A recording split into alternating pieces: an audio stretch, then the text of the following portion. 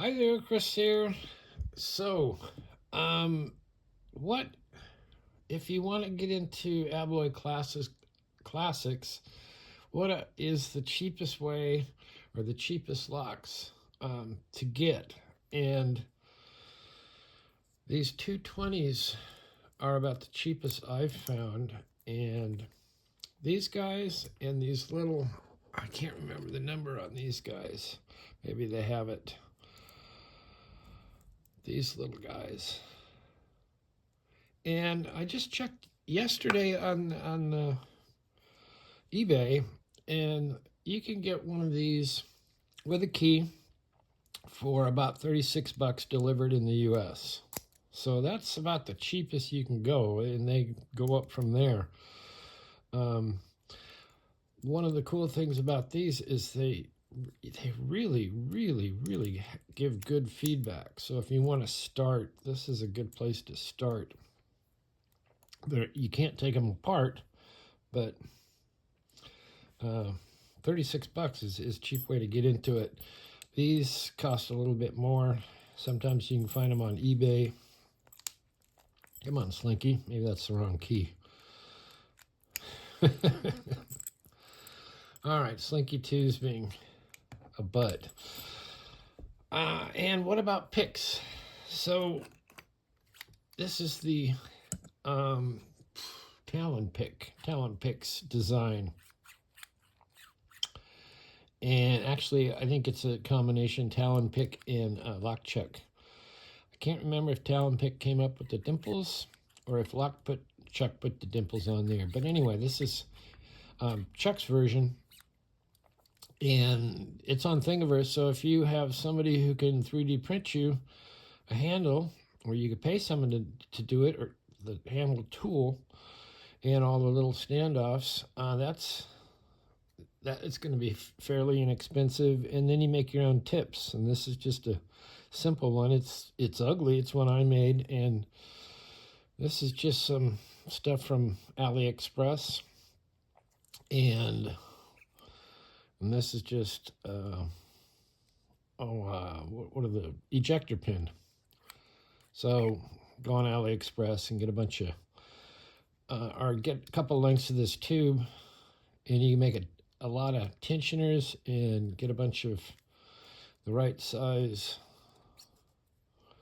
ejector pins, and you make all kinds of stuff. So there's that. This was AliExpress. This one was, I think, the last one I bought. This is the first one I bought, and it was, I don't know, 70 bucks, and I bought a second one for 60 bucks. It's the same exact thing.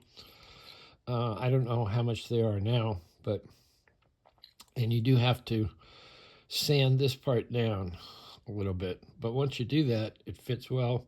You don't have to do anything with the little picking tip, just the tensioner. So let's do this. We'll go on here, and I'll show you what I mean about these locks. And the feedback is tremendous. And you get the feedback with this, and as well as the Sacco, as well as the Silver Bullet. So let us get in. And we're going to set up and get all the way in. So let's see. That looks like a 0 in a bunch of different cuts. But even if you didn't have a key, you would be able to feel this feedback. All right, so it's binding. And you get an audible click, and we're good. So we'll go to the next one. Little gritty, popping through, and those are false gates. And we go up,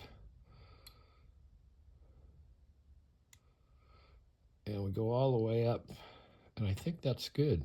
So the way you check that is to see how wide that gate is. So it's binding hard. really hard. So I'm letting off tension a little bit.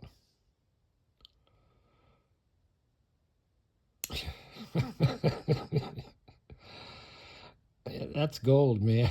You feel that. Once again, another one binding so hard. So I'm going to let off tension. And you just feel it slide in there. And we'll check that gate. See how wide that is? That's the true deal. All right, what's the next one?